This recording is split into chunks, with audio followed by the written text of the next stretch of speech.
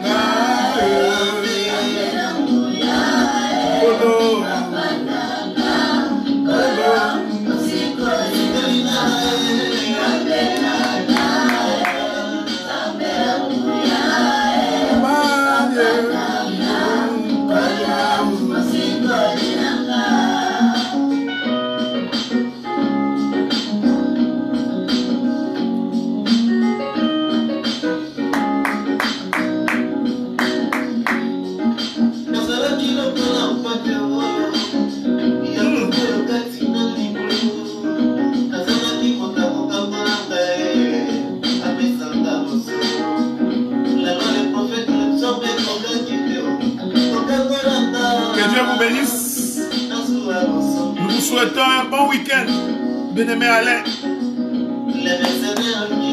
ma soeur Nathalie, nous vous souhaitons un bon week-end, Rachel, bon week-end à Jésus.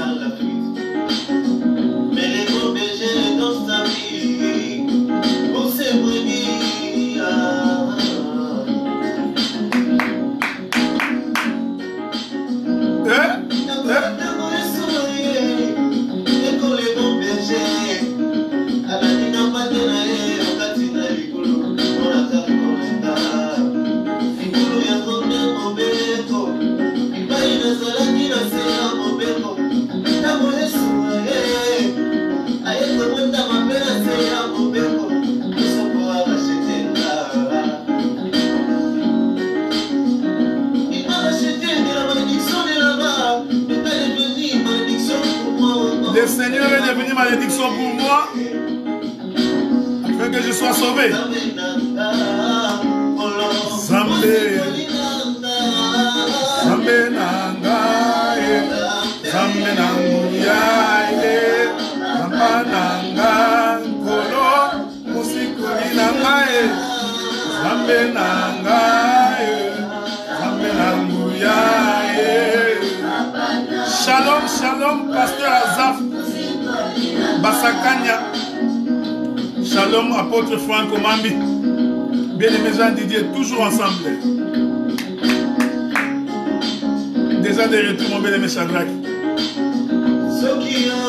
Soki yote nzambe. Soki yote o. Soki yote o. Mbena suka wapi nzambo yo. Soki yote o.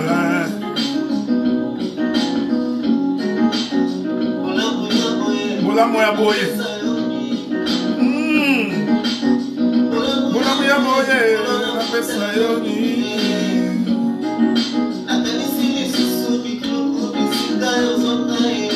Yo mtozonga na bituluku. Ozonga esika babela ka moto. Bisiko yo babela ka makila. Obimisanga bisiko yo. Babela ka molimo.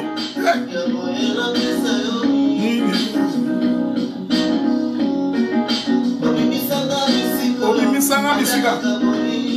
Batanga ka Moïse.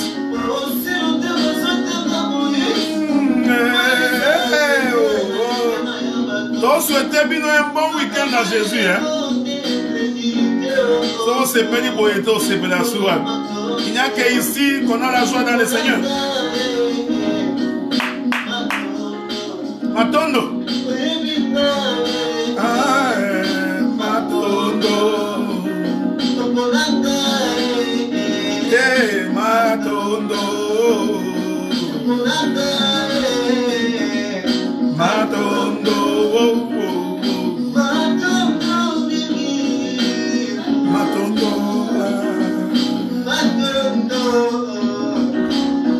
Matondo.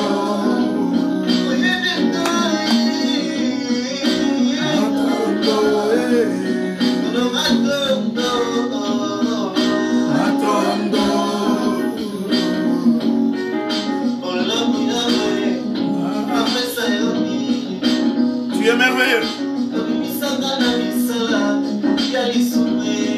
Tu m'as séparé du péché, le Seigneur.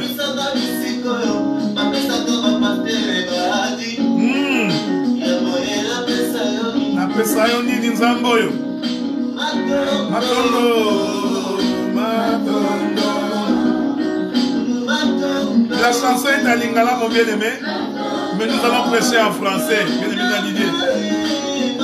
La chanson veut tout simplement dire: Seigneur, tu m'as tiré de la boue, je te dis merci. Je t'ai éloigné, tu m'as rapproché de ton royaume. C'est pourquoi nous disons merci, Seigneur.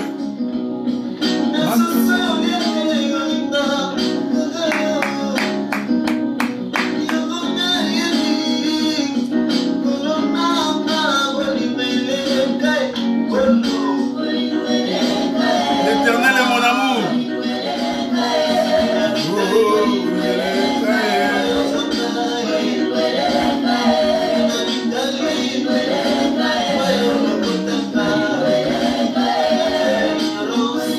Nous te bénissons, Dieu, toi qui nous as donné le souffle de vie.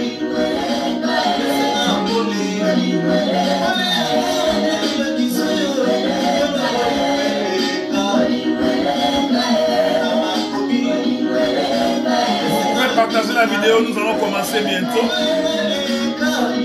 Sonder les mystères du royaume.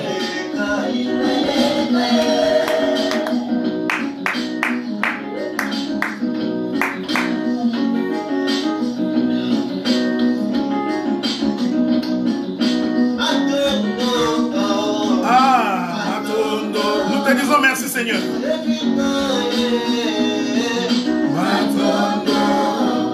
Merci, Seigneur. Tu m'as conduit depuis l'éternité. Voilà pourquoi je te dis merci.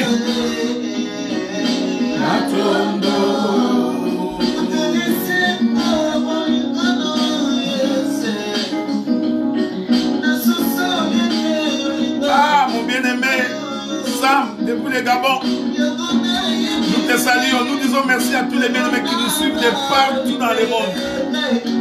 Vous qui êtes au Gabon, aux États-Unis, en Corée du Sud, dans l'île des Réunions, Donc, dans les Antilles, au Venezuela, nous vous disons shalom.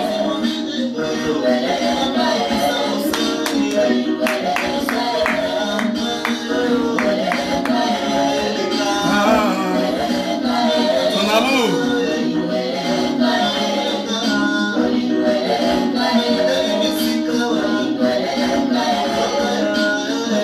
Voilà.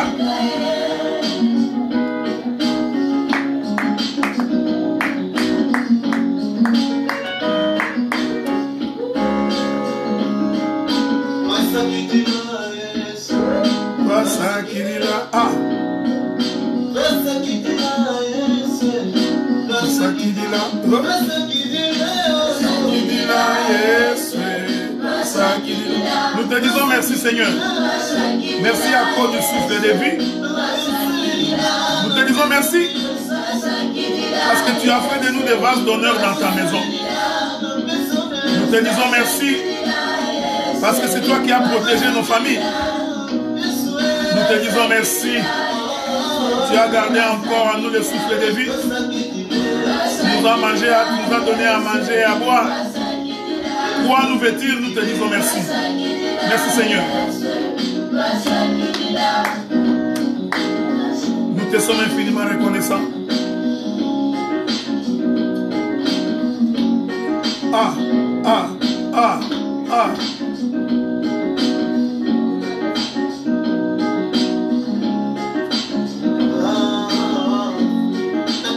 Nakende kowalinga naluka naninga suki bobele na yonga nakende wapinga naluka naninga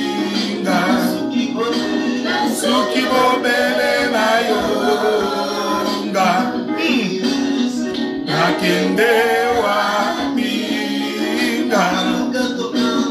naluka naninga suki bobele na yonga. Où irais-je encore Seigneur? Qui chercherais-je encore? C'est seulement auprès de toi que je me confie.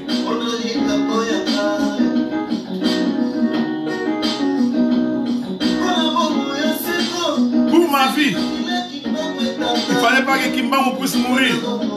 Encore moins Kadima. Pour ma vie, il suffisait de toi, Seigneur Jésus-Christ.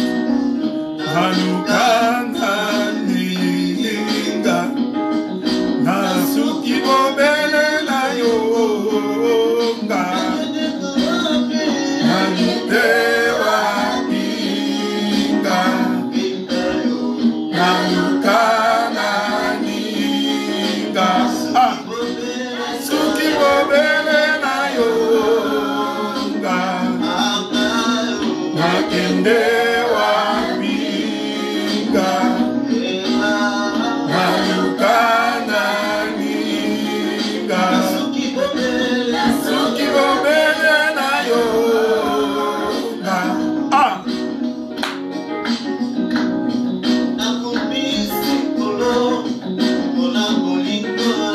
Bon, voilà, bien mesdames et seigneurs, nous sommes en train d'étendre pour commencer et nous vous disons merci d'avoir été connectés. Merci que le Seigneur vous ait protégé. Merci pour le souffle de vie. Merci pour tout ce qu'il nous a donné. Voilà pourquoi nous voulons saisir l'opportunité qui nous est offerte en ce week-end, ce beau samedi, donc le 7 mars, pour qu'ensemble nous puissions partager la parole du Seigneur. La chanson veut dire que nous te disons merci Seigneur parce que nous étions éloignés. Nous n'avions pas droit de citer à ces choses. Nous ne pouvions pas prendre part à ces choses. Mais voilà, à cause de ton amour, ô Éternel, tu nous as rapprochés dans ta maison. Tu nous as rapprochés auprès de toi. C'est pourquoi nous te sommes infiniment reconnaissants. Nous ne cherchons rien d'autre. Okay? Nous sommes comblés. Donc, on n'a pas besoin de quelqu'un, on n'a pas besoin de soutien d'un gouvernement, on n'a pas besoin du soutien d'un père ou d'une mère. Donc, le simple fait de t'avoir, Jésus, Cela nous suffit pour continuer la marche, notre marche sur la terre. Voilà, bien-aimés dans le Seigneur, nous vous saluons dans le précieux nom du Seigneur. Nous vous souhaitons, comme j'avais dit jadis, un bon samedi. Nous allons encore prendre le temps aujourd'hui, pendant 1h, 1h20 ou 1h30, ça dépendra de la manière dont le Saint-Esprit va nous conduire, pour qu'ensemble nous puissions cheminer dans les choses de Dieu. Bien-aimé Roland, j'ai béni le Seigneur de ta présence. Tu m'as manqué le samedi passé. Je suis très ravi de te voir en ligne aujourd'hui. Que Dieu te garde. Donc, je disais que nous continuons notre marche de sanctification qui porte sur la concubine du Lévite, adultère, infidèle, répudié et coupé en 12 morceaux. Aujourd'hui, nous commençons la 5e partie. Je vous avais fait la promesse que nous pourrons parler pendant 6 épisodes. Mais il est possible que nous vous donnions un bonus. Donc, il n'est pas exclu. Shalom, ma bien-aimée sœur Charlie, moi, Nelaka. Que Dieu te bénisse. Il te garde ta maison et toute ta famille. Donc, j'avais prévu que nous puissions probablement arrêter au 6e épisode. Mais il est possible que nous débordions un peu. Parce que je sens qu'il y a encore de la matière. Voyez-vous, puisque nous sommes entrés d'enseigner, donc nous allons prendre beaucoup de temps pour que les gens puissent comprendre ces choses. Avec votre permission, si vous voulez bien, prenons notre texte de base. Nous allons prendre notre texte de base. Nous sommes dans le livre des Juges, dans son chapitre 19. Juges chapitre 19. Je vais très vite aller lire le verset qui m'intéresse.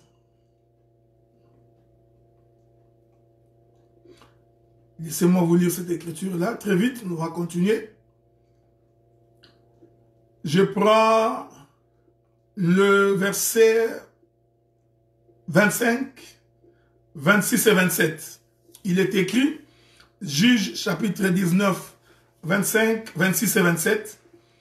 Il est écrit, ces gens ne voulurent point l'écouter, alors l'homme prit sa concubine et la leur amena dehors. Ils la connurent et ils abusèrent d'elle toute la nuit jusqu'au matin. Puis ils la renvoyèrent au lever de l'aurore.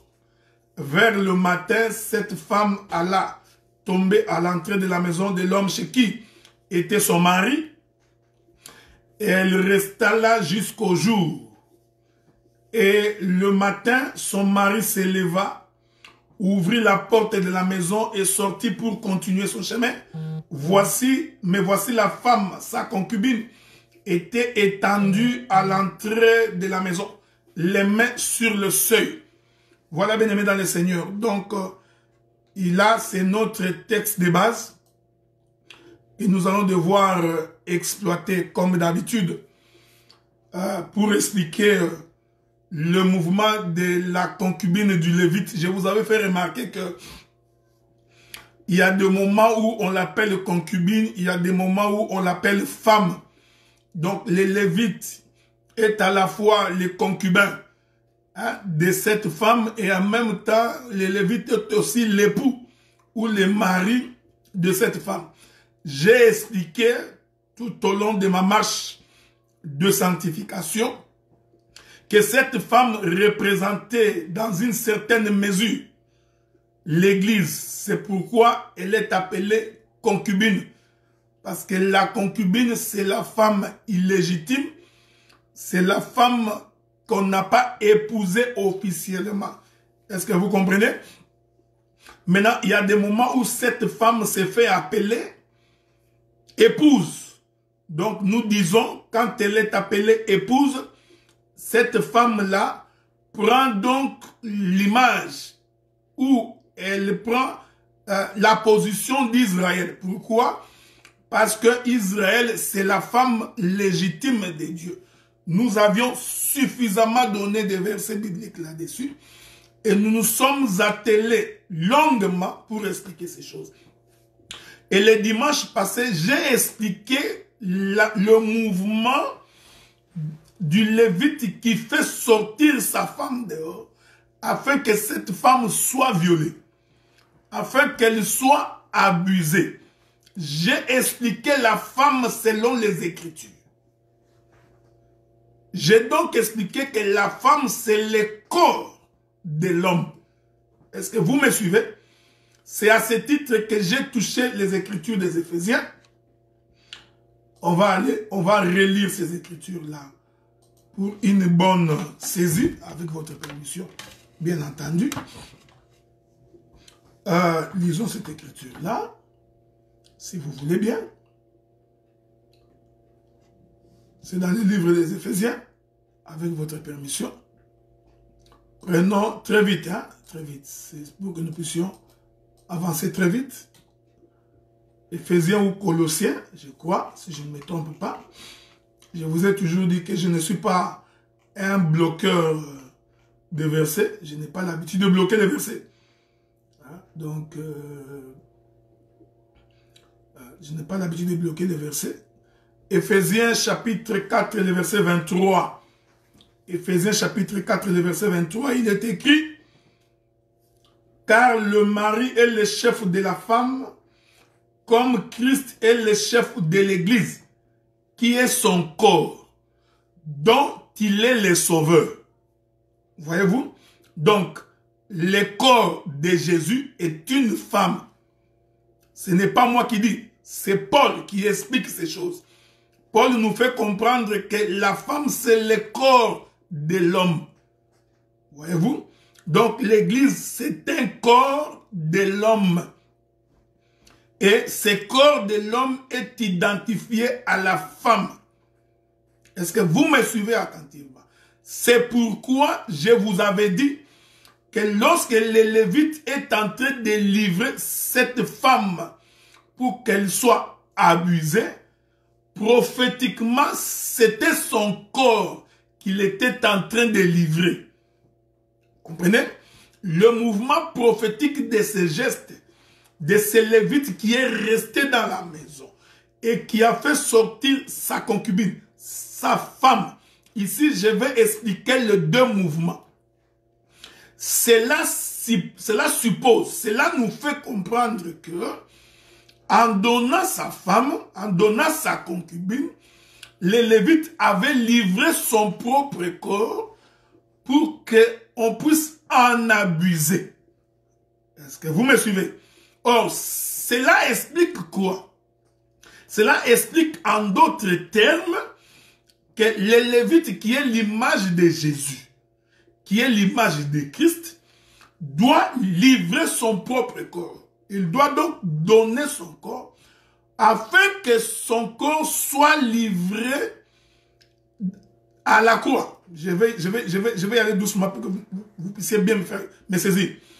Donc, et lui-même, le Lévite, reste dans la maison. Or, vous allez voir que lorsqu'ils ont fait le voyage, ils ont fait le voyage tous les deux. C'est-à-dire, et le Lévite et sa femme. En d'autres termes, c'est le mouvement de Christ avec son corps. Voyez-vous? Il a donc marché avec son corps jusqu'à ce qu'ils sont arrivés dans la ville des hommes pervers. C'est ce que juge dit. Juge dit, c'était la ville des hommes pervers. Or, les hommes pervers, nous comprenons que c'était la ville des méchants. C'était la ville des pécheurs. Est-ce que vous comprenez? Et c'est dans cette ville-là que le Lévite va livrer sa femme. Nous comprenons que la ville qui vient d'accueillir le Lévite avec sa concubine, cela représente aussi la terre. Cela représente aussi le monde. Est-ce que vous comprenez? Parce que l'Écriture dit qu'il n'y a pas un seul juste sur la terre. Donc toute la terre n'est remplie que de méchants. Donc le Lévite qui est en train de venir avec sa concubine, c'est un mouvement de celui qui quitte le ciel et qui est en train de descendre sur la terre. Donc ici, le Lévite, j'ai expliqué plusieurs fois comment ce Lévite ici est l'image de Christ. Maintenant, quand il arrive sur la terre, C'est à ce moment-là que le Lévite va donc se séparer de son corps. En d'autres termes, il se sépare de sa femme, de son épouse. Ici, j'attire votre attention pour vous faire comprendre que dans ma première dispensation, dans ma première marche, j'explique la concubine comme étant le corps du Lévite qui est livré, vous comprenez, qui est donné en pâturage, qui est donné pour être abusé. Or, ces gestes-là, de la femme qu'on abuse, tous ces gestes-là, en réalité, expliquent, je veux que vous me suiviez attentivement, expliquent le temps où le Seigneur est en train de livrer son corps afin que son corps soit crucifié. Et nous disons, c'est pourquoi je vous avais dit la fois passée, que sur la croix, Jésus-Christ n'était pas mort. Donc Christ ne peut pas mourir. Pourquoi? Parce que Christ, c'était l'esprit. Christ, c'est le oin. Alors que Jésus, c'est l'enveloppe. C'est le corps. Est-ce que vous me comprenez, frère? Donc, ce qui est livré, c'est un corps qui est livré pour mourir. C'est pourquoi je vous avais fait comprendre qu'en réalité, Jésus-Christ, Christ, comme le oint de Dieu, ne peut pas mourir. Donc, ne peut mourir que le corps. Voyez-vous? C'est pourquoi l'esprit doit se séparer du corps. Suivez-moi attentivement. Or, cette prophétie, Dieu l'avait déjà fait. Il l'avait déjà exercé dans la création d'Adam. Je vous avais dit que nous avons l'habitude d'entrer dans le jardin. Une fois dans le jardin, nous pouvons marcher parce que nous avons un GPS qui nous permet d'entrer dans le jardin et d'en sortir sans blessure et sans nous perdre. Vous comprenez? C'est pourquoi quand tu as un GPS, il faut toujours mettre ton GPS à jour. Suivez-moi attentivement. C'est important ce que j'ai dit. Le GPS doit toujours être, comme on dit en anglais, update. Un prédicateur doit toujours se mettre à jour. Quand un prédicateur ne se met pas à jour, il aura des difficultés parce que la connaissance est en train d'augmenter. Nous sommes en train de courir, frère. Nous courons avec la connaissance. Donc, quand un prédicateur n'a pas le temps, 1, de vaquer à la prière. 2, il n'a pas le temps de vivre loin du péché. 3, il n'a pas le temps d'écouter les autres. Son GPS va être en retard. Voyez-vous, il y aura des nouvelles rues, des nouvelles villes, des nouveaux sentiers qui vont surgir et lui aura des difficultés pour saisir cela. Est-ce que vous comprenez? C'est pourquoi il est important pour un ministre de se mettre à jour. Et nous disons que pour se mettre à jour, il faut écouter les autres ministres. C'est très important. Ne viens pas écouter avec l'esprit de rechercher les erreurs. Viens écouter comme une femme écoute son mari. Et ça te permettra d'être à jour. C'est très important. Rentrons dans la création. Nous sommes dans le livre de Genèse.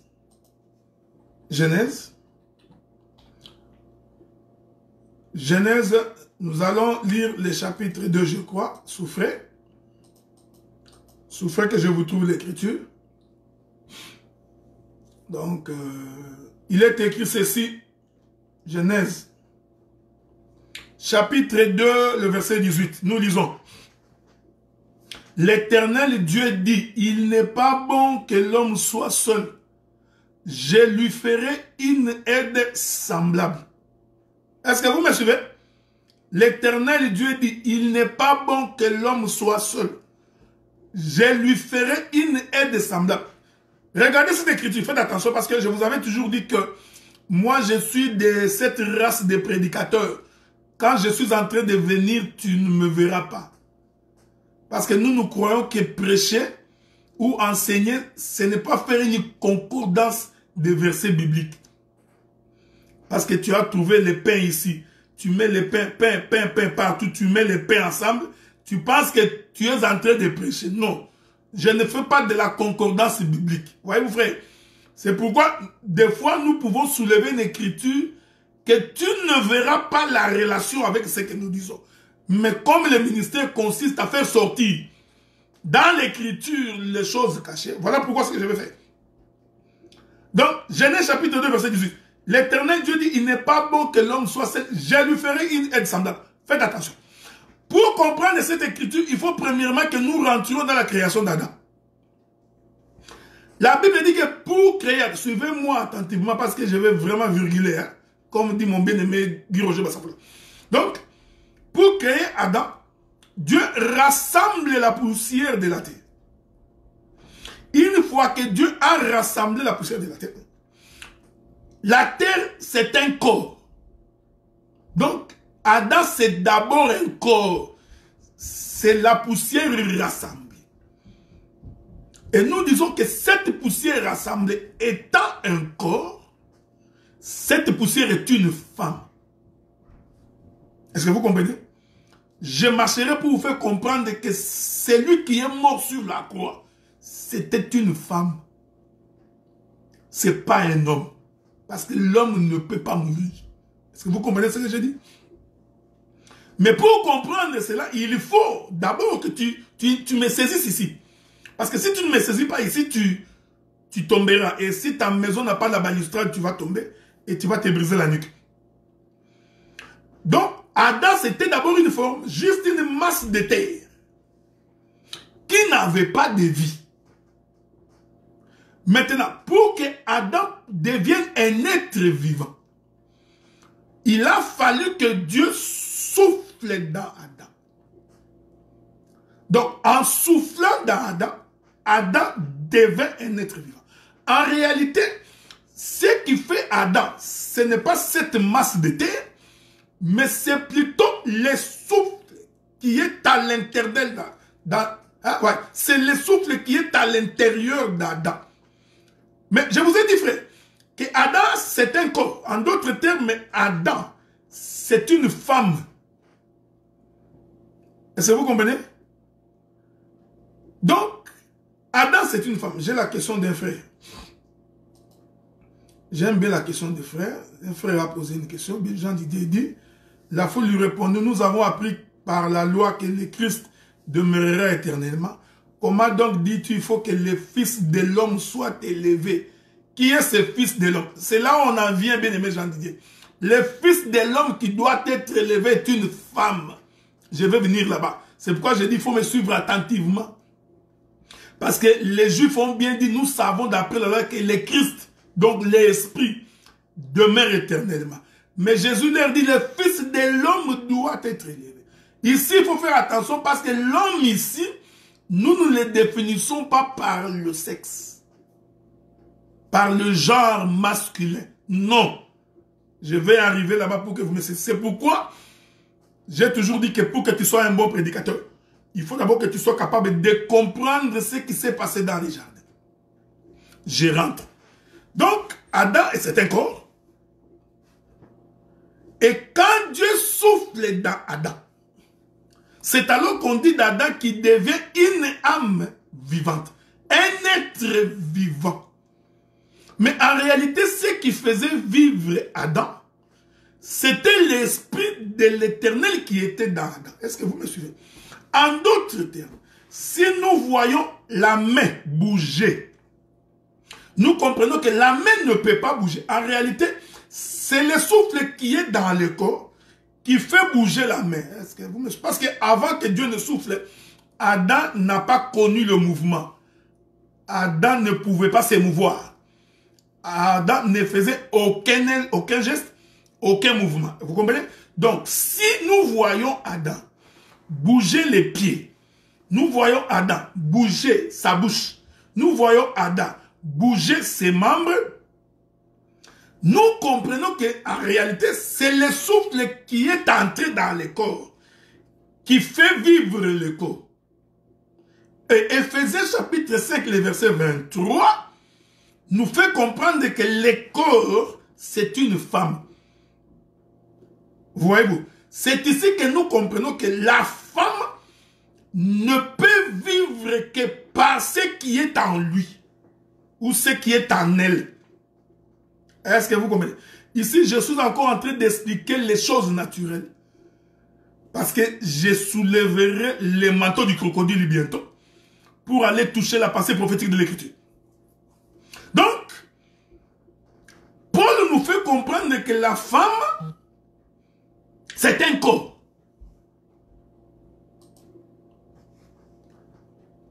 C'est ça même la prédication. Parce que toute la prédication consiste à ce que l'homme puisse dominer les corps. Or, l'homme qui domine les corps ici, c'est l'esprit qui est dans l'homme. Donc, l'esprit qui est dans Adam, qui fait en sorte que Adam puisse bouger. Donc, c'est l'esprit qui a la domination sur le corps. C'est pourquoi il est écrit, faites donc mourir les désirs de la chair. Hein? Voyez-vous, frère? Pourquoi? Parce que les corps, la chair, c'est ça la femme.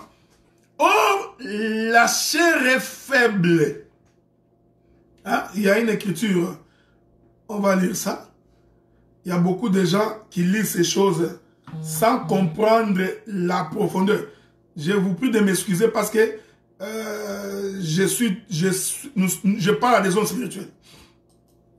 À des hommes spirituels. Il est écrit, je vais dire ça. Je crois que c'est Paul qui dit ça. 1 Pierre chapitre 3 verset 7. 1 Pierre chapitre 3 verset 7. Mais montrez à votre tour de la sagesse dans vos rapports avec vos femmes, comme avec un sexe plus faible. Faites attention. Faites très attention. Comme avec un sexe plus faible, honorez-les comme devant aussi hériter avec vous de la grâce de la vie. Qu'il en soit ainsi, afin que rien ne vienne faire obstacle à vos prières. J'ai dit bien, faites attention. Ici, Pierre ne veut pas nous dire que la femme est faible. Parce qu'il y a des femmes qui sont capables de tabasser un homme. Hein? Donc, il y a des femmes qui font la boxe. Il peut te récupérer, il te frappe, il te corrige, il te colle. Copieusement d'ailleurs. Hein? Il y a des femmes qui font le catch, qui font la boxe, qui sont judoka, karatéka. Tu vois ces femmes-là, elles sont capables de te tabasser. C'est pourquoi j'ai toujours dit que répéter l'écriture va te tuer un jour. Il faut que tu sois capable de comprendre l'essence de l'écriture. L'esprit de la lettre. J'aime ça, j'adore ça. Donc, la lettre est un corps. Je vous avais dit ça la fois passée. Mais dans la lettre, il y a l'esprit de la lettre. Donc, le ministre, c'est celui qui va rechercher l'esprit qui est dans la lettre. Pierre nous fait comprendre que les femmes sont donc des êtres faibles, des sexes faibles. Est-ce que vous comprenez? Or, quand l'Éternel est en train de dire ces choses, l'Éternel ne voit pas la femme comme telle, mais l'Éternel est en train de voir le corps, parce que la faiblesse est dans le corps. C'est Paul qui dit ça? Hein? Paul qui dit quoi? Mon bien-aimé Roland, il y a une écriture qui dit que l'esprit est bien disposé, mais le corps est faible. Cette écriture-là. Souffrez. Je suis en train de chercher cette écriture-là.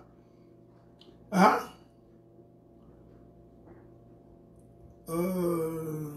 Je cherche l'écriture.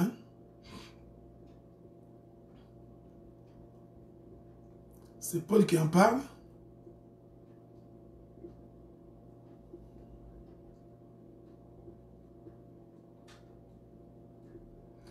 Je cherche l'écriture, je vais la trouver, ne vous en faites pas.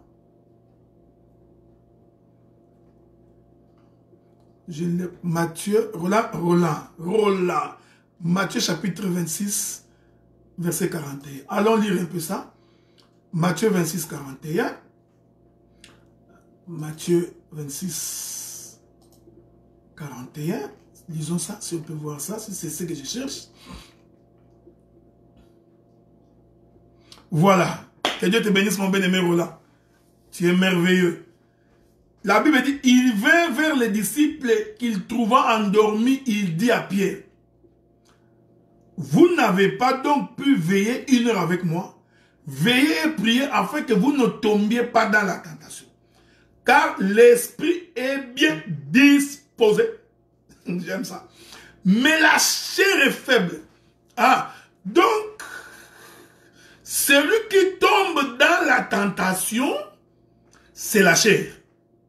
Maintenant, pour éviter que la chair ne tombe dans la tentation, il te faut la prière. Est-ce que quelqu'un me comprend ce que je dis? Cette écriture, Jésus est en train de prouver que c'est la chair qui tombe dans la tentation. Voilà pourquoi toute la tentation vient par la chair. Les désirs de voler dans la chair. La cupidité, c'est la chair. L'impudicité, c'est la chair. L'idolâtrie, c'est la chair. Les avidités, c'est la chair. Toute forme d'impureté et de péché, c'est par la chair. Donc, la tentation passe par la chair. Or, la chair, c'est le corps. Voyez-vous? Voilà pourquoi, quand le diable vient pour tenter, le diable passe par Ève. Pourquoi est-il passé par Ève? Parce que Ève, c'est la chair. C'est le corps. C'est pourquoi je vous avais dit le samedi passé. Lorsque Adam a vu Ève venir avec Dieu, il dit, l'os de mes os, chair de ma chair. C'est-à-dire, c'est mon corps. Donc, la femme, c'est le corps de l'homme. Or, la tentation est dans le corps. La faiblesse est dans le corps.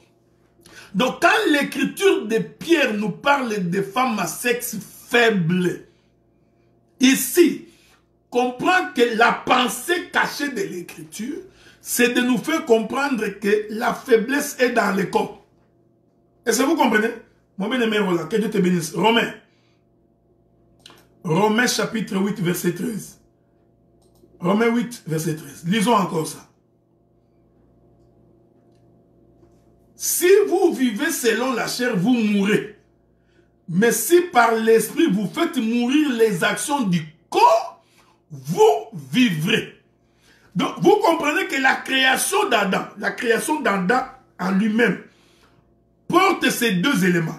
Ça porte l'esprit que j'ai expliqué ici, par le souffle de l'Éternel qui rentre dans un corps. Et la masse de terre qu'on appelle Adam, qui en réalité c'est la chair. Donc, nous sommes ici en face de l'esprit et de la chair. La chair, c'est la faiblesse, alors que l'esprit, c'est la force. Est-ce que vous me voyez, frère? Donc, dans Adam, nous avons les lions, qui est l'esprit, qui est la force, mais nous avons également l'agneau, voyez-vous, frère, qui est la faiblesse. Laissez-moi marcher doucement parce que vous allez voir que c'est pourquoi sur la croix, c'est l'agneau qui a été crucifié. L'agneau est une femme ici, frère. L'agneau, c'est la faiblesse. C'est celui qui est dépourvu de force, qui n'a aucune puissance, aucune force. Voyez-vous? Donc, ce qui fait la force d'Adam, c'était l'esprit qui était là. Il y a encore une autre écriture, 2 Corinthiens chapitre 13, verset 4. 2 Corinthiens chapitre 13, verset 4. On vous donne tellement de versets pour vous permettre d'avancer. Il est écrit, car il a été crucifié à cause de sa faiblesse. Mais il vit par la puissance de Dieu. Nous aussi, nous sommes faibles en lui, mais nous vivons avec lui par la puissance pour agir envers nous. Je viens. Donc, vous, ici, je suis tout simplement en train d'expliquer le mouvement de ces Lévites qui livre sa concubine. Parce que je vous avais fait comprendre que naturellement, un homme qui aime sa femme ne peut pas livrer sa femme. Vous comprenez? Donc, quand nous voyons un homme naturel livrer sa femme, nous comprenons que c'est un mauvais mari. Mais ce qui se passe dans le livre des Juges, chapitre 19, Dieu est en train de nous enseigner les mystères du royaume. Il parle des choses les concernant lui-même. Laissez-moi ouvrir une parenthèse ici. C'est pourquoi j'ai toujours dit, et j'ai toujours répété, que tous les prédicateurs, toutes les personnes qui s'approprient des portions des Écritures pour faire asseoir leur thèse sont en abomination avec l'Éternel. Il y a des frères, parce qu'il veut dominer sur les autres. Il veut assujettir les autres. Il veut opprimer les autres. Il va aller prendre quelques portions des Écritures pour justifier sa position de domination sur les frères.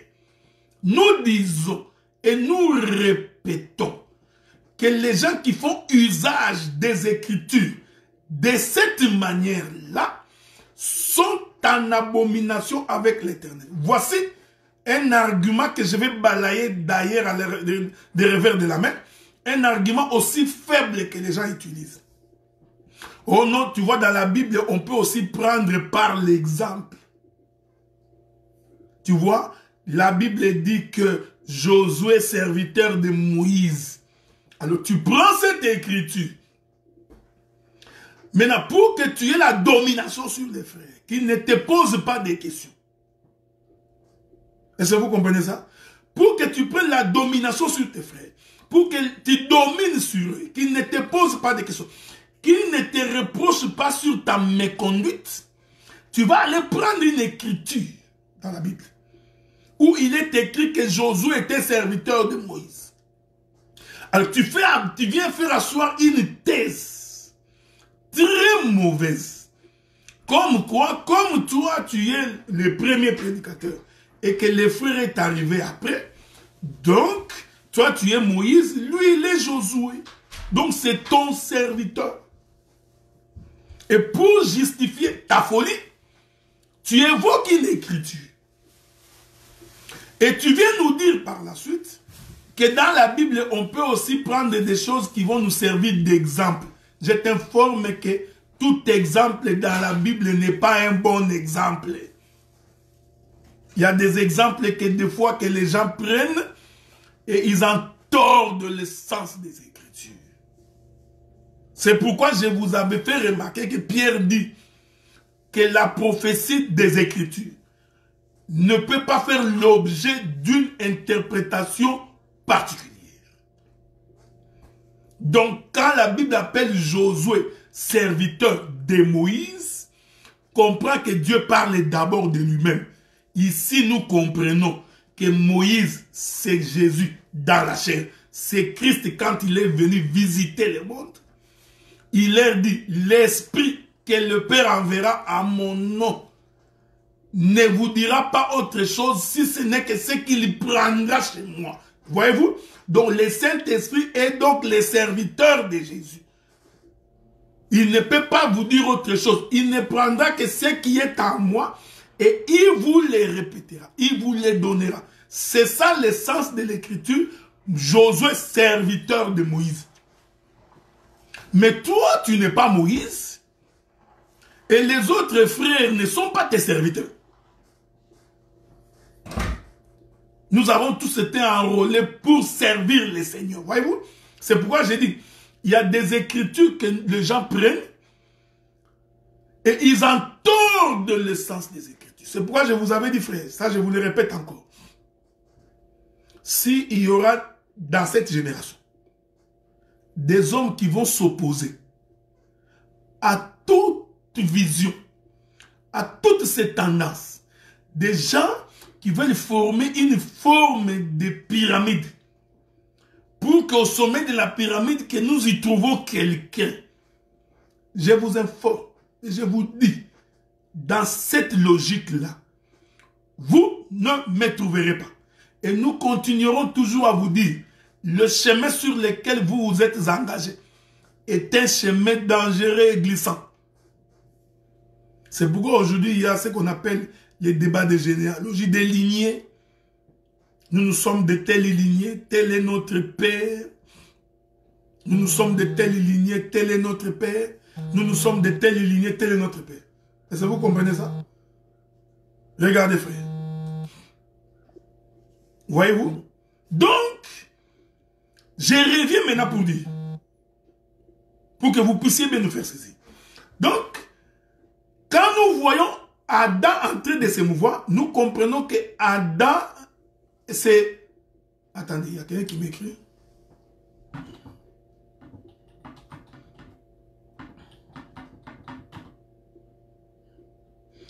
Il y a quelqu'un qui m'écrit. Bon. Donc, nous comprenons que Adam, c'est une femme. Adam, c'est un corps. Maintenant, qu'est-ce qui dominait Adam? Ce qui dominait Adam, c'était l'esprit qui était dans Adam. Donc, en d'autres termes, l'esprit qui était à Adam, c'est ça l'homme. Mais lui-même, Adam, le corps, c'est la femme. Est-ce que vous comprenez ça? C'est pourquoi, quand Paul dit, ce n'est plus moi qui vis, c'est Christ qui vit en moi. Ici, Paul, il s'identifie à Adam. Est-ce que vous comprenez ce que nous disons? C'est pourquoi je vous avais dit la fois passée. Paul écriture, c'est Paul parole, ce n'est pas toi. Donc Paul écriture, quand tu lis Paul, Paul écriture, c'est la parole. Quand Paul dit, je souffre des douleurs de l'enfantement, frère, c'est Paul écriture. Ce n'est pas Paul individu. Ce n'est pas ce Paul-là qui marchait sur les chemins de Damas. Ce n'est pas le Paul qui a circulé Éphèse que tu continues encore à voir dans ton film. Non. Quand c'est écrit dans la Bible, ce Paul-là devient écriture. C'est-à-dire, il nous renseigne sur la pensée de Dieu. Toi, tu n'es pas écriture. C'est ça toute la difficulté que nous avons aujourd'hui. Nous avons des prédicateurs qui commencent à s'identifier aux Écritures. Toi, tu n'es pas écriture. Voyez-vous? Mais Paul, lui, quand Paul dit « Je souffre des douleurs de l'enfantement », ici, Paul, il explique, Paul est parole. Je ne sais pas comment vous expliquer ça. Paul devient Dieu, voilà. Paul, qui est écrit là, c'est Dieu qui souffle. C'est Dieu qui parle de lui-même. Donc quand Paul dit que ce n'est plus moi qui vis, c'est Christ qui vit en moi. Ici, Paul voulait nous dire que je suis Adam. Pourquoi? Parce que Adam, pendant la création, ce n'est pas Adam qui vivait, c'est l'esprit qui vivait dans Adam. Donc ici, Paul s'identifie à la femme. Est-ce que vous comprenez ce que nous disons? Laissez-moi lire les écritures qui m'ont été données. Ça vous permettra de nous saisir très très bien. Je vous explique ces choses pour que vous compreniez. Quand le Lévite est en train de livrer sa femme, c'était Christ qui livrait son corps. Et le corps va être abusé toute la nuit. Je vais revenir là-bas. Pourquoi le corps a-t-il été abusé toute la nuit? Galates chapitre 2, verset 20. Courons, allons lire ça. Galates chapitre 2, verset 20. Il est écrit, frère.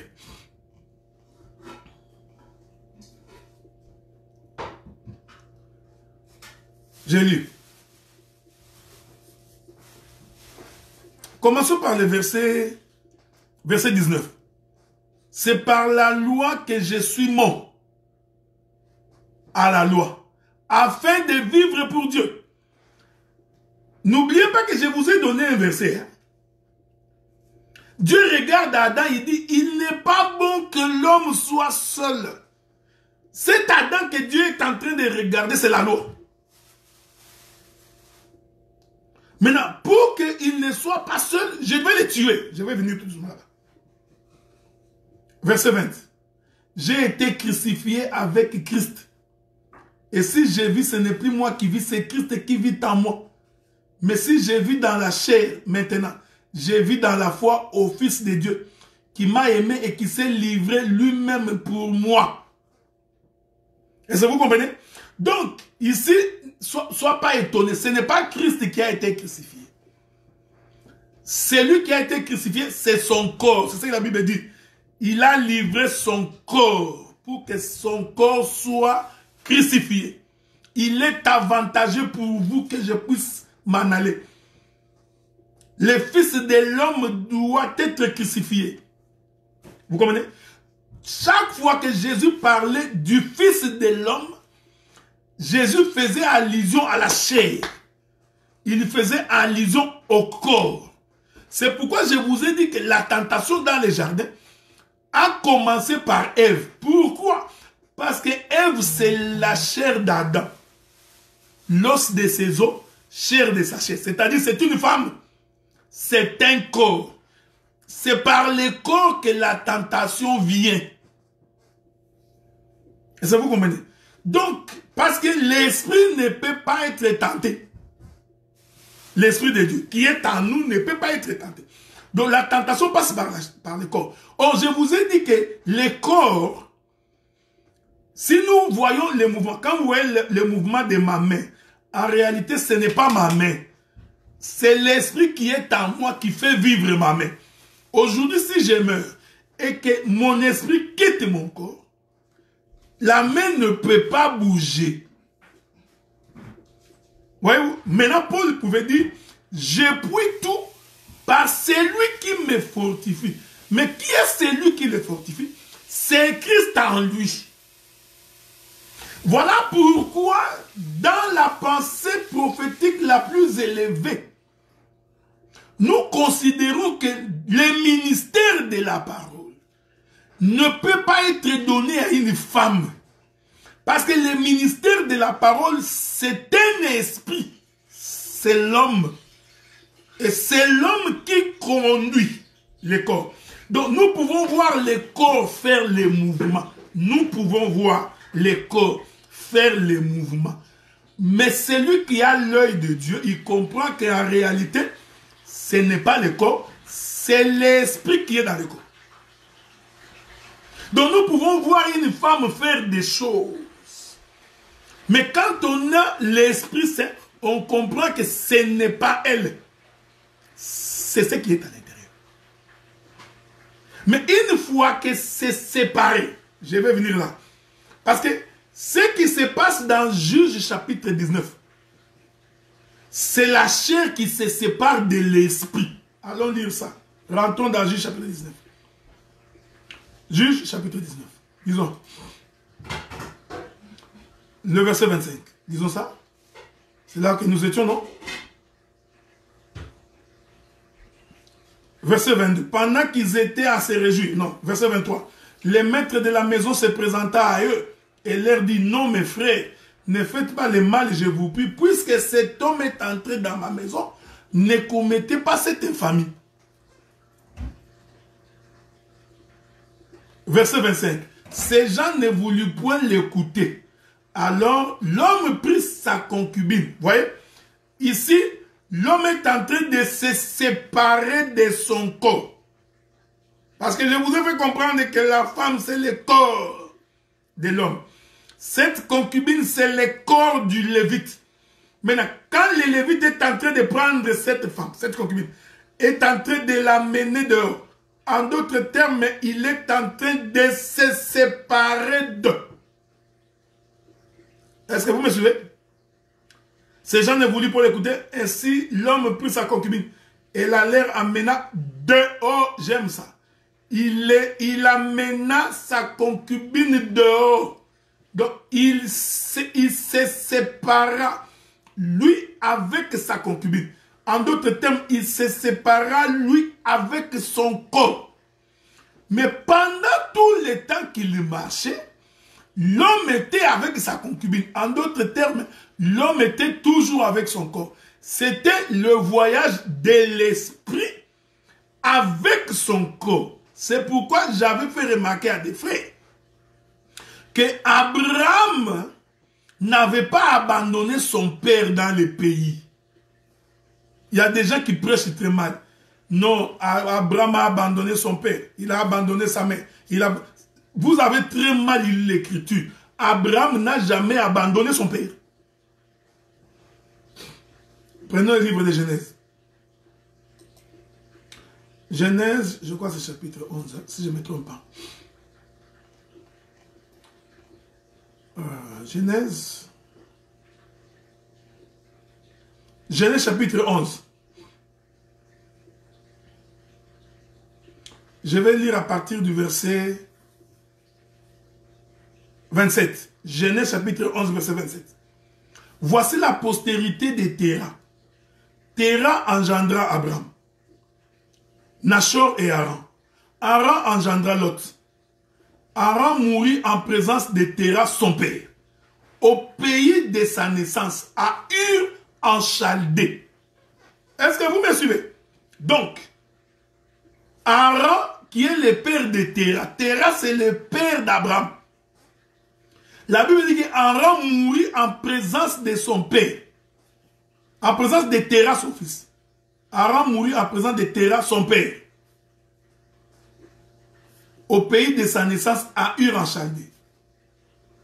Je vais recommencer. Voici la postérité de Téra. Téra engendra Abraham, Nachor et Haran, qui sont les trois fils de Téra. Abraham, Nachor et Haran. Haran engendra Lot.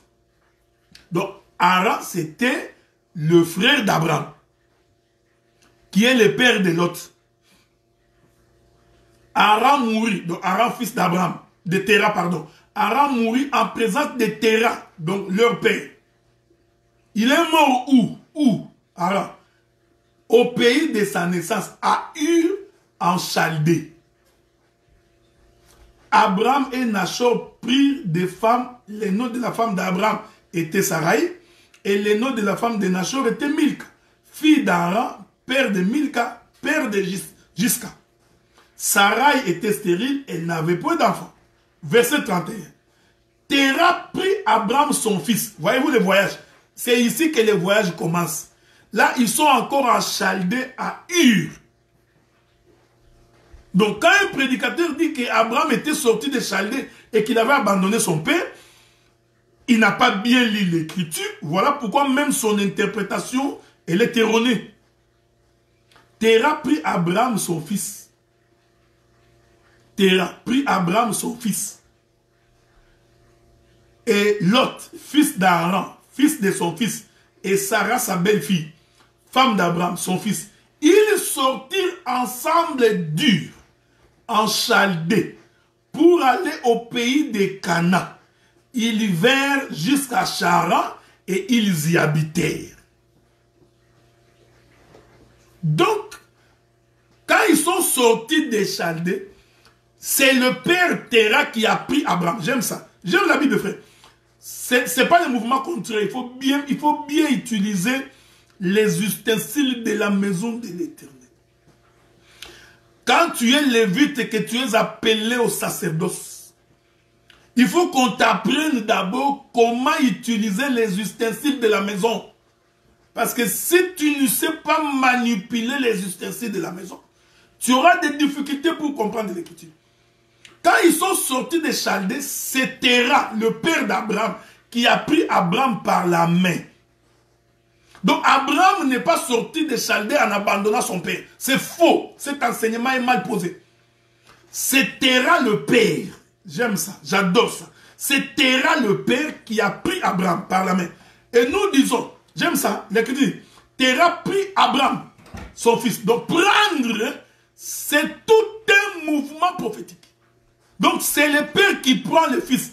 Mais en prenant le fils, il prend aussi la parenté du fils. J'aime ça. J'adore ça. Est-ce que vous comprenez? Donc, Terah, quand il prend Abraham, Abraham, c'est le fils. Attention, attention parce que je vais bouger. Je bougerai. Je vais bouger bientôt.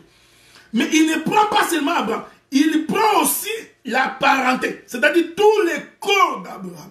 Donc, Abraham lui-même était tout un lot. C'était un corps composé. Abraham était lui, Lot, sa femme. Vous voyez? Donc, tous dans les lots. Qui les a pris? C'est le Père. Ici, écoutez, écoutez. Abraham, c'est le corps. C'est la femme. Terah, c'est le Père qui prend. J'aime ça. J'adore ça. Vous voyez? Donc, c'est le Père qui est en train de marcher avec le Fils. Faites attention, parce qu'ici, je suis en train d'expliquer que le Fils ici, c'est la concubine. Le Fils, c'est le corps.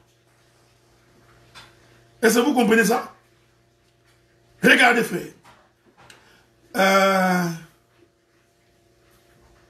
Mais j'ai donné l'écriture. Comment ce frère n'a pas vu l'écriture? Je vous donne Genèse chapitre 11, le verset 31. Genèse chapitre 11, le verset 31. Il est écrit, Terah prit Abraham son fils et Lot, fils d'Aaron, fils de son fils, Sarah sa belle-fille, femme d'Abraham, son fils. Ils y sortirent ensemble d'Ur en Chaldée. Ils sont d'abord sortis ensemble d'Ur en Chaldée pour aller au pays de Canaan. Tous dans le voyage pour aller au pays de Canaan. Hein? Ils vinrent jusqu'à Charan et ils y habitaient. Je vais aider les frères. Genèse chapitre 11, verset 31. Il n'a pas vu ça, les frères. Comment tu n'as pas vu ça? Je vais t'aider, ok? Je vais t'aider. Donc, avec la grâce du Seigneur, bon, je ne pourrai pas. Je te l'ai dicté, je crois que ça va être mieux comme ça, pour que tu puisses saisir. Voyez-vous? Donc, je rentre là-bas. Maintenant, voici là où les frères, beaucoup de frères n'ont jamais compris. Maintenant, quand tu lis le verset, rentrons toujours dans Genèse chapitre 11. Genèse chapitre 11.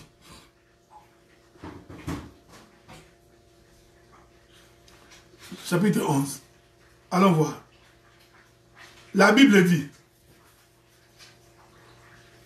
verset 31.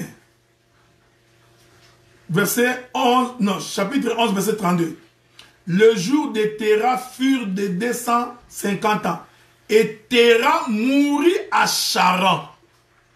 C'est à Charan maintenant que Terah va mourir. Maintenant que Terah est mort, l'Éternel, je suis dans le chapitre 12, premier verset. L'Éternel dit à Abraham, va-t'en de ton pays, de ta patrie, de la maison de ton père, dans le pays que je te montrerai. Donc, il y a un deuxième voyage qui va commencer après la mort de Terah. Donc, lorsque Terah meurt, c'est-à-dire que Terah se sépare avec Abraham, c'est alors que maintenant Dieu dit à Abraham, maintenant tu vas traverser. Cette chose, elle est prophétique. Je vais rentrer dans la prophétie pour bien me faire comprendre. Vous allez comprendre pourquoi, quand Jésus est arrivé sur la terre, parce que Jésus, le voyage de Jésus quand il quitte le ciel, hein, je monte maintenant dans la révélation. Le voyage de Jésus quand il quitte le ciel, quand il quitte l'éternité, il voyage avec son Père. Il commence le ministère avec son Père. C'est pourquoi Jésus répétait tout le temps, qui m'a vu, a vu le Père. Ce que tu vois le Père faire, ce que tu vois le Fils faire, c'est le Père. Il n'y a rien que je puisse faire par moi-même si ce n'est pas par le Père.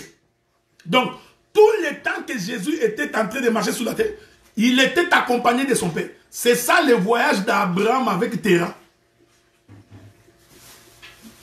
Est-ce que vous comprenez? Philippe lui pose la question, montre-nous le Père, cela nous suffit. Jésus répond, tu ne sais pas que celui qui m'a vu a vu le Père. Voyez-vous, frère? Oh, Philippe voyait le corps. Il voyait quoi? Il voyait Jésus. Mais ce que Philippe ignorait, c'est que dans Jésus, le Père y habitait. C'est ça Adam. Donc quand Adam était en train de donner les noms aux animaux, Adam c'était le fils de Dieu. Mais en réalité, c'était Dieu dans Adam qui donnait les noms aux animaux. C'est-à-dire que tout le temps que Adam était en train de marcher dans le jardin, c'était la marche de Terah avec Abraham. Est-ce que vous me comprenez? C'est pourquoi je vous avais dit, frère, bien-aimé Stéphane, je vous avais dit que quand tu es en train de lire les livres de Genèse, les livres de Genèse, faites attention parce que ce n'est pas une chronologie historique des événements. Non. Dans les livres de Genèse, c'est un livre prophétique. Dieu a des langages cachés dans la Bible. Donc, Abraham est sorti, pas lui, c'est son père qui l'a pris. Ils vont voyager jusqu'à Charan. Une fois à Charan, c'est là que Abraham va se séparer avec son père. Il se sépare avec Terah. Ici, j'explique le mouvement du Lévite qui est en train de livrer son corps. Est-ce que vous comprenez? C'est pourquoi Jésus sur la croix, il va crier « Mon Père, pourquoi m'as-tu abandonné ?» Faites attention. Cela veut dire que l'esprit quittait le corps. Jésus sur la croix, quand il rendit l'âme, Jésus cria. Allons lire ça. Allons lire ça. Si je peux le trouver. Avec votre permission, bien entendu. Souffrez. Je suis en train de chercher cette écriture-là.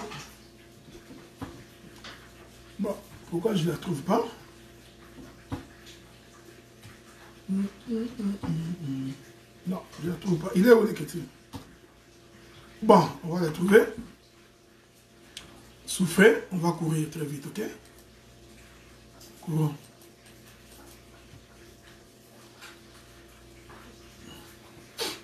Je suis dans les livres de Matthieu, allons très vite. Avec votre permission, si je peux trouver l'écriture là.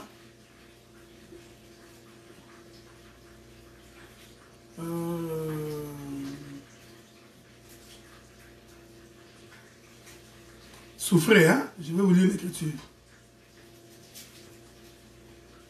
Voilà, Matthieu chapitre 26, à partir du verset 40. Matthieu 26, à partir du verset 40, nous lisons au nom du Seigneur. Il vint vers ses disciples et qu'il les trouva endormis. Non, ce n'est pas ce que je cherche. Ce n'est pas ce que je cherche. Je crois que j'ai mal pris les versets. Souffrez, hein? On va aller les chercher encore. Avec votre permission. Bon, laissez-moi vous trouver cela.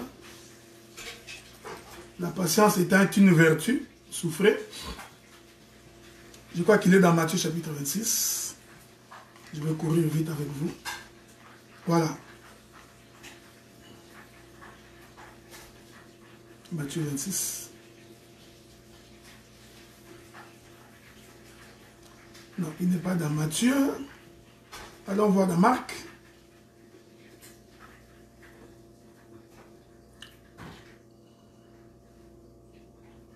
Alors, dans l'écriture qui dit que quand Christ est en train de crier sur la croix, mon Père, pourquoi m'as-tu abandonné? C'est là où je cherche l'écriture là.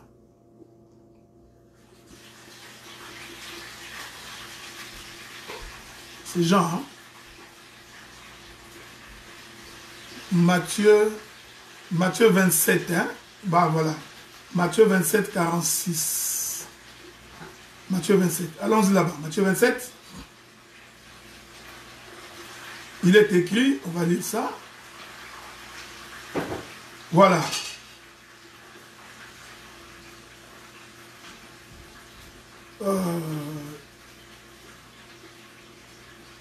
Matthieu 26. À partir du verset 40. En disant, toi qui détruis le temple et qui les rebâtis en 3 jours, sauve-toi toi-même, si tu es fils de Dieu, descends de la croix. Les principaux sacrificateurs se moquaient de Jésus en disant, il a sauvé les autres, il ne peut se sauver lui-même. Si les rois qui descendent, non, ce n'est pas ça. Ah non, voilà. Matthieu chapitre 27, verset 46. Il est écrit, vers la 9e heure, Jésus s'écria d'une voix forte, Eli, Eli, lama sabachthani. C'est-à-dire, mon Dieu, pourquoi m'as-tu abandonné? Voyez-vous? Donc, quand on lit cette écriture-là, on se rend compte que le Seigneur, je vais encore lire la question du bien-aimé Stéphane.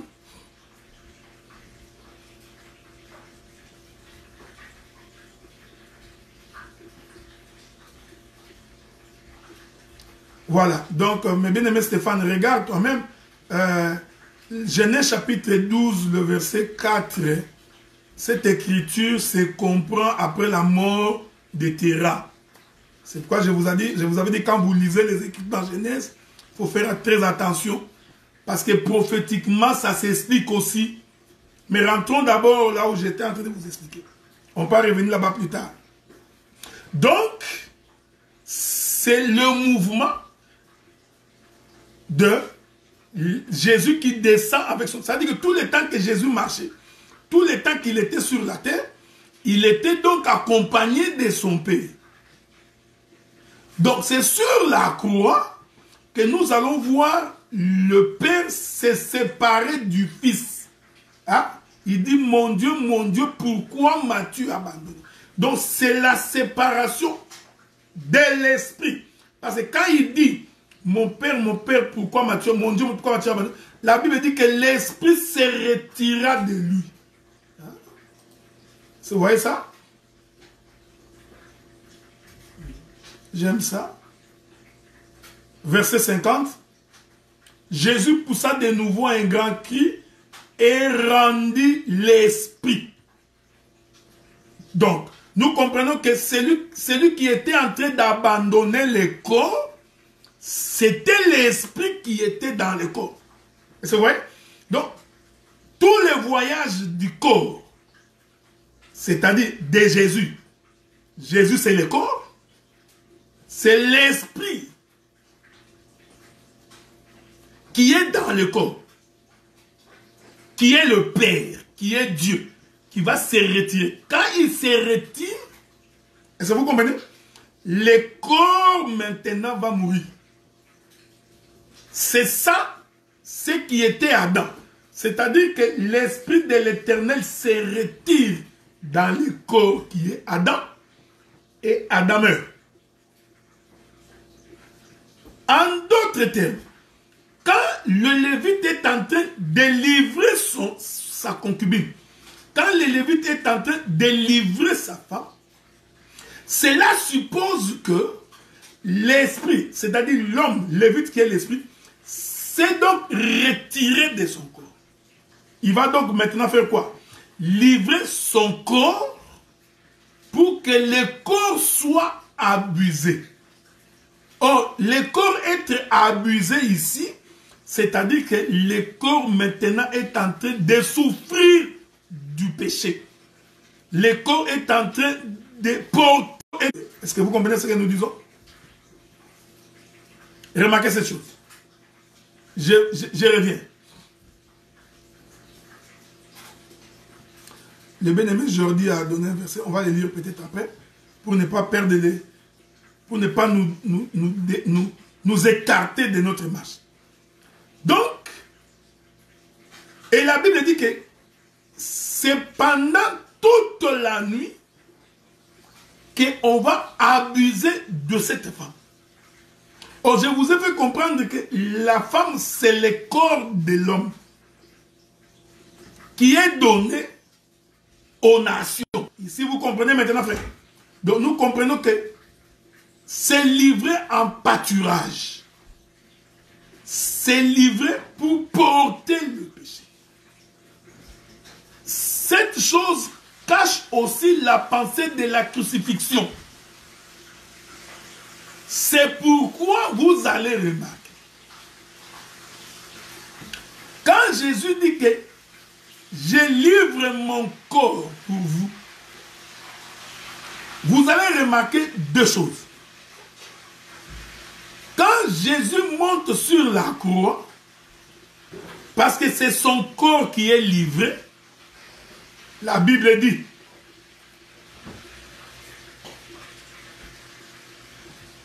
que pendant le moment de sa crucifixion, les ténèbres se sont abattues sur la surface de la terre. C'est-à-dire, nous étions en pleine nuit. Voyez-vous?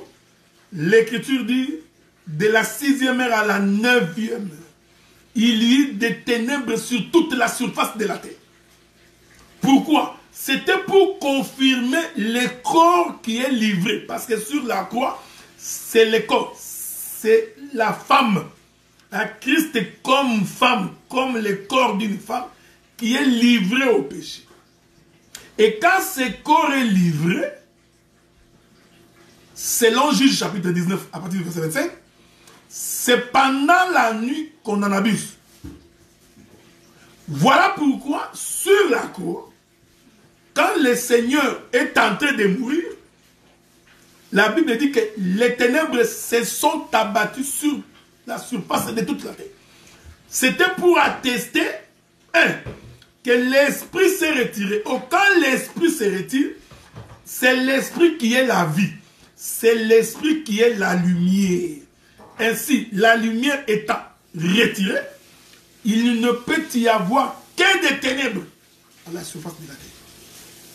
Voilà pourquoi dans Juge chapitre 19, le corps quand il est livré, la Bible dit que c'est toute la nuit qu'on en abuse. Le samedi prochain, je pourrai revenir. Parce que je vais expliquer maintenant, quand je toucherai la Pâque, pour vous faire comprendre que ça s'est passé aussi la nuit. Mais laissez-moi dire deux choses ici avant de finir.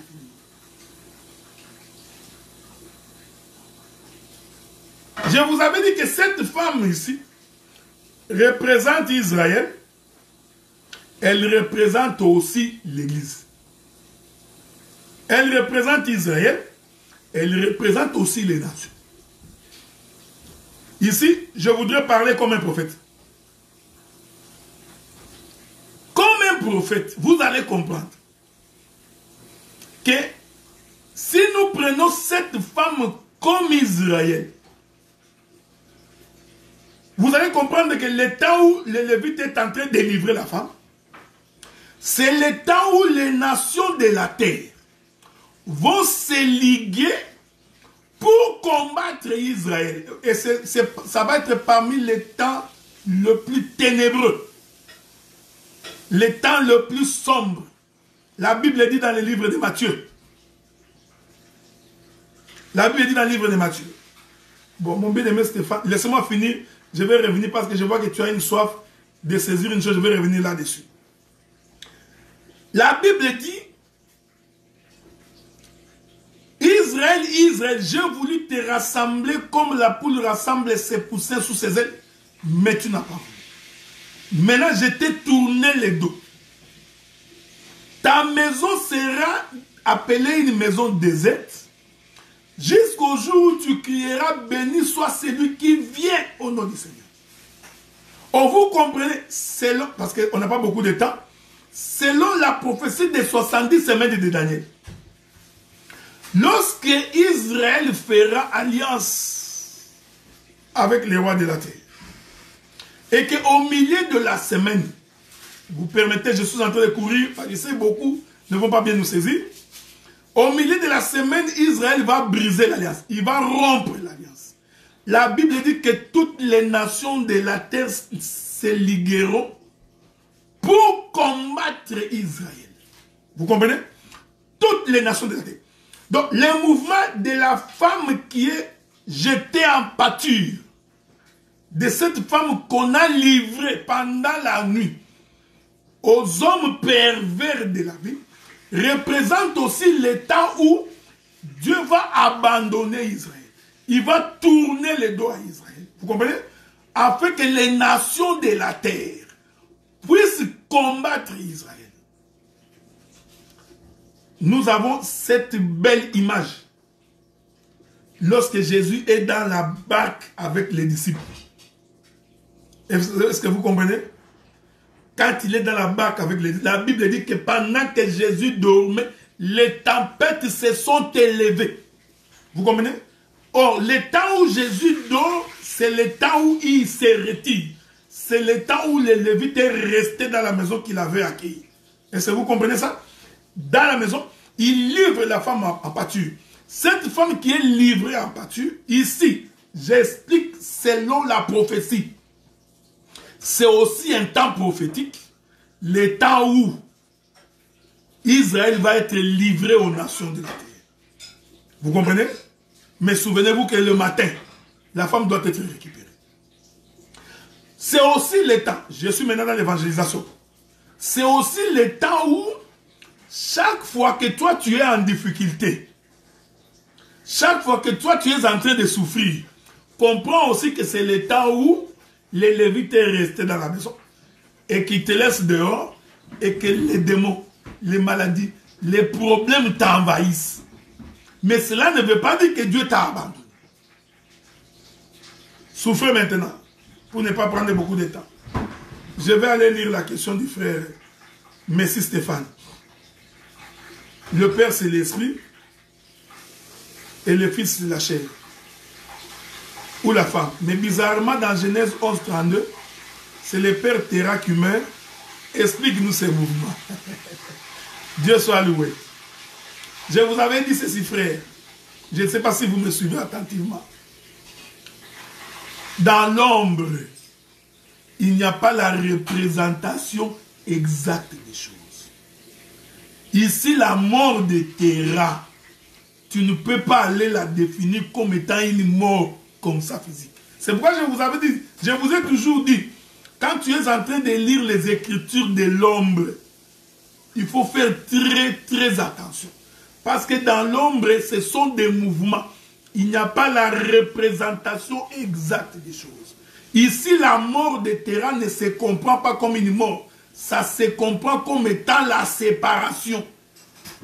Voyez-vous? Parce que, en réalité, l'esprit s'est retiré du corps de Christ. Voyez-vous? C'est pourquoi je vous avais dit que cette mort de Jésus sur la croix était l'image de la mort du corps de nos membres qui vont mourir en Jésus. Vous comprenez? Donc, ici, il faut donc comprendre que, comme nous sommes dans l'ombre, et que l'ombre n'est pas la représentation exacte des choses. Donc, pour trouver la bonne explication, il faut aller trouver la bonne explication dans le corps de Christ. Et ici, la mort se comprend comme étant séparée d'eux.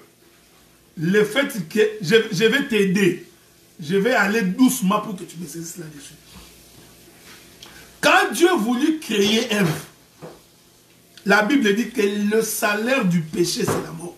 Vous avez l'écriture, non? Romains. Le salaire du péché, c'est la mort.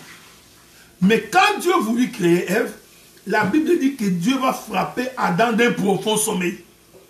Adam va dormir. Or, le livre des Jean nous enseigne que ceux qui dorment en Jésus, en réalité, ils sont morts. Nous allons réveiller notre ami Lazare qui dort. Cependant, Lazare était mort. Vous voyez?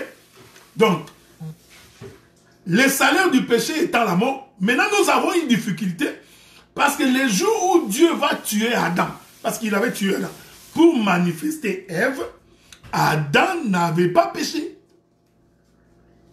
Est-ce que vous comprenez? Adam n'avait pas commis un péché, mais il était déjà mort avant même de consommer les fruits.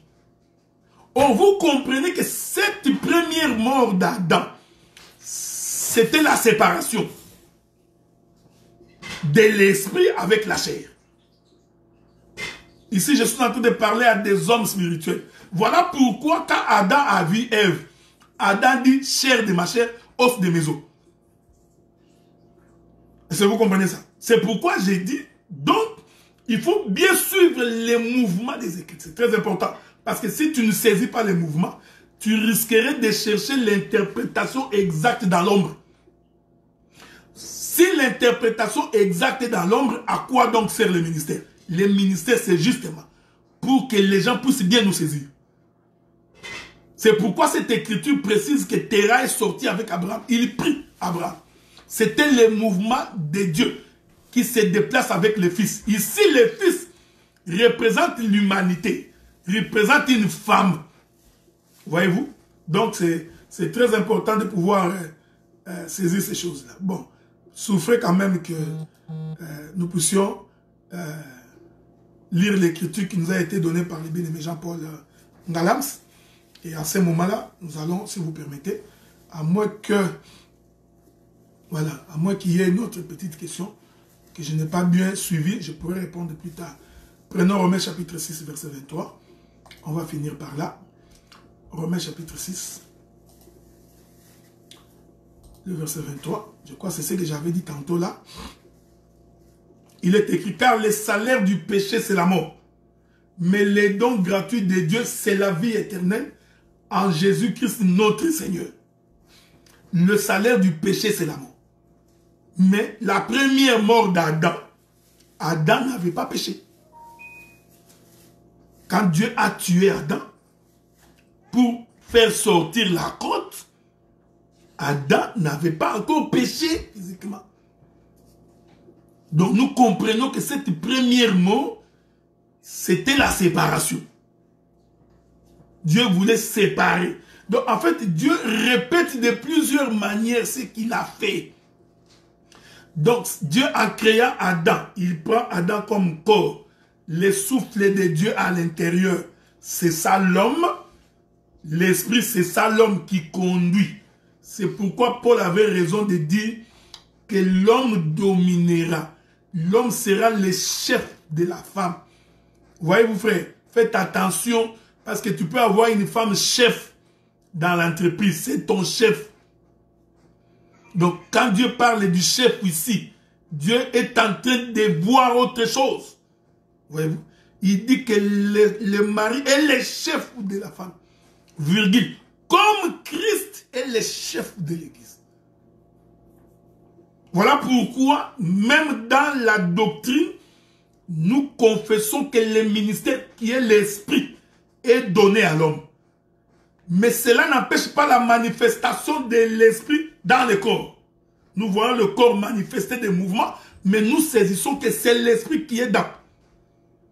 Donc, le Lévite qui est en train de donner son corps, sa femme, j'ai expliqué, c'est d'abord le fait que Christ est en train de donner sa propre vie. Il est en train de livrer son corps. Voyez-vous? J'expliquerai quand je vais expliquer ce qui s'est passé dans la chambre haute. Quand Jésus prit le pain et dit, ceci est mon corps, je le livre. Voyez-vous? Je le donne. C'est pourquoi le corps doit être livré dehors. La Bible dit que le Lévite ouvrit la porte et fit sortir le corps. C'est pourquoi, pour que Jésus puisse mourir, comme c'est un corps qui représente la femme, on devait amener ce corps en dehors de la ville. Voyez-vous? Donc, le mouvement qu'on est en train d'amener Jésus en dehors de la ville pour l'amener vers Golgotha, c'est ça même ouvrir la porte et le faire sortir dehors. J'ai balancé la nuée pour dire deux autres choses. Pour expliquer que si nous prenons cette femme comme étant l'image d'Israël, parce que j'ai déjà expliqué, le fait de la mettre dehors, c'est aussi le temps où Israël va être livré aux nations. Selon la prophétie de Daniel, sur les 70 semaines de Daniel. Donc c'est aussi le temps où Dieu livre Israël aux nations. Vous comprenez? C'est très important. Mais si nous prenons cette concubine comme l'image de l'Église, nous disons, tout enfant de Dieu, quand il est en train de traverser des moments difficiles, quand il est en train de souffrir, il faut seulement qu'il comprenne que c'est aussi le temps où Dieu s'est caché dans la maison. Mais il ne t'a pas oublié. Mais les difficultés peuvent surgir parce que tu es dans le monde. Ça aussi, c'est le mouvement de tous les fils de l'éternité qui ont quitté le ciel, qui se sont retrouvés dans le monde. Voyez-vous, frère? Donc, on s'est retrouvés dans le monde. Nous avions été abusés par les diables. Nous avons souffert à cause du mal. C'était le mouvement de Lévite qui donne son corps. Mais nous savons que celui qui a donné le corps a la capacité de reprendre son corps. Voilà, bien-aimés dans le Seigneur, nous sommes arrivés à la fin. Je ne sais pas où se trouve ma technicienne. Donc, ça a été long. Mais nous croyons que l'Éternel, Dieu du ciel, va nous garder. Et il va nous protéger. Et s'il nous donne le souffle de vie, nous allons revenir le samedi prochain pour continuer. Parce que il nous reste encore à venir pour expliquer, parce que c'était l'idée que j'avais en tête. Je voulais expliquer que le temps où la femme est dehors, c'est aussi le temps de la guerre de Gog et Magog. Mais j'ai manqué le temps parce qu'il faut d'abord que j'explique la guerre de Gog et Magog. Et ramener cela pour expliquer le mouvement de la femme qui a été mise dehors. Voilà, bien-aimés dans le Seigneur, la chose que j'ai voulu partager avec vous aujourd'hui. Je crois que le bien-aimé Stéphane, je crois avoir répondu à ta question, mais si certainement que je n'ai pas touché, je ne suis pas arrivé à satisfaire ta soif, nous pourrons toujours, si le Seigneur nous prête vie, revenir le samedi prochain, hein, pour pouvoir en parler avec beaucoup plus de détails, si le Seigneur nous prête vie. Donc, dans l'entretemps, nous allons vous laisser écouter une belle chanson de notre frère Jimmy Tabandite, en espérant que si le Seigneur nous donne vie, hein, donc on n'était pas là pour parler des différentes morts d'Adam, mais si Dieu nous prête vie, on en parlera sous la grâce du Seigneur. Voilà, bien-aimés dans le Seigneur, nous allons vous laisser suivre notre bien-aimé Jimmy Tabandite. Pendant ce temps, nous rendons gloire au Seigneur pour le temps que nous avons passé ensemble. Laisse que les dieux du ciel puissent vous bénir et qu'ils vous gardent. On se voit donc la semaine prochaine sous la grâce du Très-Haut. Okay? Merci beaucoup.